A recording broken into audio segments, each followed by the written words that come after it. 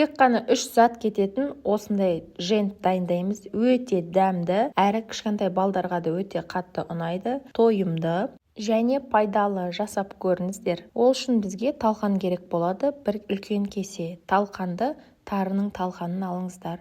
Талқанға құмшекер қосылған болса да болады.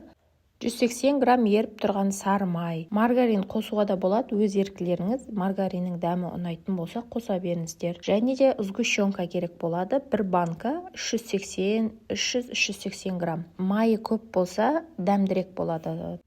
Тары негізі майды жақсы сіңіреді. Міне осындай жұмсақ, сәл майлылау болу керек, сол кезде дәмді болады. Осылай өздеріңіз қалаған формада жасасаңыздар болады. Құрт секілді домалақ, немесе былай қолмен қысып жасауға да болады. Немесе печенье пісіретін формаларыңыз болса, сонда етіп істесеңіздер де болады. Немесе осының сыртынан шоколад жағып, талқан в шоколаде істесеңіздер де өте дәмді болады. Ертең мысалы ораза келатыр, сол кезде ауыз бекітер уақытында жесеңіздер, күні бойы тойымды жүресіздер, және ауыз ашарға да жасауға болады. Көп қып жасап қойып, морозильникке, пакетке салып қойсаңыздар болады. Керек уақытында шығарып аласыздар.